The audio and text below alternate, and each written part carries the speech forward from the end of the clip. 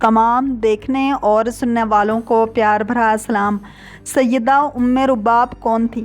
امام حسین علیہ السلام کی کون کون سی اولاد آپ سے ہے؟ امام حسین علیہ السلام کی شہادت کے بعد آپ چھاؤں میں کیوں نہیں بیٹھتی تھیں؟ سیدہ ام رباب امام حسین علیہ السلام کی باوفا شریک حیات تھی۔ آپ کا شمار بہترین اور بافضیلت خواتین میں ہوتا تھا۔ کہا جاتا ہے عرب کے مشہور شاعر امرؤ القیس کی بیٹی تھی، لیکن یہ بات درست نہیں، چونکہ اس شاعر کا زمانہ حیات اسلام سے 1 صدی پہلے کا ہے۔ ان کا پورا نسب یوں ہے: رباب بنت امرؤ القیس بن عدی بن اوس۔ آپ ایک زبردست شاعرہ بھی تھیں۔ آپ کے والد گرامی امرؤ القیس، جو ایک نہایت مشہور و معروف شخصیت کے حامل تھے، خلیفہ دوم سیدنا عمر فاروق رضی اللہ تعالیٰ عنہ کے زمانے میں اسلام لائے اور مستقل طور پر مدینہ میں سکونت اختیار کر لی۔ خاندان اہل بیت اور نسبت رسول صلی اللہ علیہ وسلم کی برکت حاصل کرنے کے لیے بے پناہ عقیدت و محبت سے شہزادہ رسول سیدنا امام حسین علیہ السلام سے اپنی بیٹی ام رباب کا نکاح کیا۔ سیدہ ام رباب کی 2 اولادیں ہوئیں، ایک حضرت سکینہ سلام اللہ علیہا اور حضرت علی اصغر۔ حضرت علی اصغر میدان کربلا میں 6 مہینے کی عمر میں شہید ہو گئے، اور جناب سکینہ بھی واقع کربلا میں موجود تھیں، اور کربلا سے کوفہ و شام کی پررنج و الم راہوں میں یزیدیت کے ظلم و ستم کا نشانہ بنتی رہیں۔ آپ کا شمار بھی عالم اسلام کی عظیم خواتین میں ہوتا ہے۔ سیدنا امام حسین علیہ السلام نے ام رباب سے اپنی محبت و الفت کا تذکرہ اپنے ایک شعر میں کیا ہے۔ فرماتے ہیں: تمہاری قسم میں اس گھر سے بہت محبت کرتا ہوں جس میں سکینہ و رباب ہوں۔ بلا شبہ میں ان دونوں سے بے پناہ محبت کرتا ہوں، اور میں ان پر اپنا مال خرچ کرتا رہوں گا۔ اس بارے میں ملامت گروں کی مجھے کوئی پرواہ نہیں، اور بلا شبہ میں جب تک زندہ ہوں ان ملامت گروں کی باتوں میں آنے والا نہیں۔ میں یوں ہی حسن سلوک کرتا رہوں گا جب تک میں زندہ ہوں۔ سیدہ ام رباب بھی حضرت امام حسین علیہ السلام سے والہانہ محبت کرتی تھی۔ امام حسین علیہ السلام کی شہادت کے بعد انہوں نے اپنی وفاداری و خلوص کا اظہار عملی کردار اور اشعار کی زبان میں کیا ہے۔ جب اسیروں کے ہمراہ آپ دربان ابن زیاد میں داخل ہوئیں اور آپ کی نظریں امام حسین علیہ السلام کے سر بریدہ پر پڑیں، تو آپ اسیروں کے درمیان سے نکل کر سر مبارک کی طرف گئیں اور حاکم کوفہ ابن زیاد کے سامنے انتہائی جرت مندی سے سر مبارک کو اٹھا کر زیارت کی، اور کہا: اے امام حسین علیہ السلام، میں ہرگز آپ کو فراموش نہیں کر سکتی۔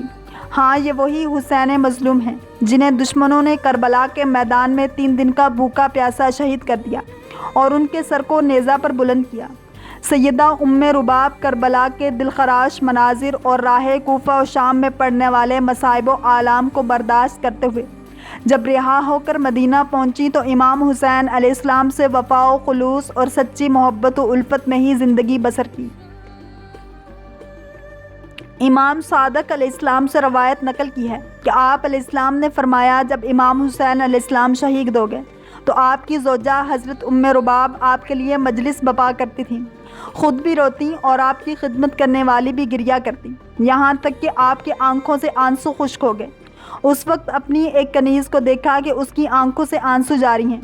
اس کو بلا کر سوال کیا: کیا وجہ ہے کہ ہم سب کے درمیان صرف تمہارے آنسو خشک نہیں ہوئے؟ اس نے کہا: میں سویگ کا شربت پیتی ہوں۔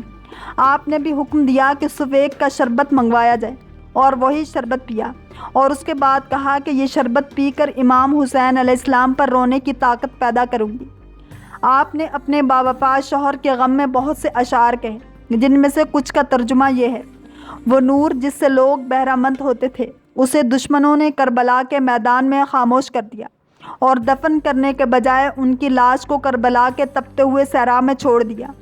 پھر امام حسین علیہ السلام کو مخاطب کرتے ہوئے فرماتی ہیں: اے میرے سید و سردار، آپ عظمت و شرافت کی عظیم چٹان تھے جس میں پناہ حاصل کرتی تھی، اور آپ محبت و الفت اور دین مبین کے ساتھ میرے ہمراہ تھے۔ آپ کی شہادت کے بعد اب کون ہے جو یتیموں اور اسیروں کی خبرگیری کرے گا؟ خدا کی قسم، آپ کے بعد میں ہرگز سائے میں نہیں بیٹھوں گی، یہاں تک کہ قبر میں چلی جاؤں۔ حضرت ام رباب رضی اللہ تعالیٰ عنہ جب مدینہ پہنچی تو بہت سے افراد نے آپ سے شادی کی درخواست کی، مگر آپ نے کسی کو قبول نہیں کیا۔ مدینے میں قریش کے بزرگ شخصیات نے آپ کا رشتہ مانگا، لیکن آپ نے انکار کر دیا اور کسی کے ساتھ شادی کے لیے حاضر نہ ہوئی۔ آپ فرماتی تھیں میں اس بات پر راضی نہیں کہ پیغمبر صلی اللہ علیہ وسلم کے بعد کوئی اور میرا سسر ہو۔ ابن کثیر لکھتے ہیں کہ رباب واقع کربلا کے بعد 1 سال سے زیادہ زندہ نہ رہی اور اس 1 سال میں درخت کے سائے میں نہ بیٹھی اور شدید غم و اندوہ کی حالت میں اس دنیا سے چلی گئی۔ دنیا کی تاریخ کربلا میں موجود ماؤں جیسا کردار پیش کرنے سے قاصر نظر آتی ہے۔ کسی بھی انقلابی مشن میں خواتین کے کردار کو نظر انداز نہیں کیا جا سکتا۔ کربلا کی تاریخ میں خاندان رسالت صلی اللہ علیہ وسلم کی مستورات کا کردار ناقابل فراموش ہے۔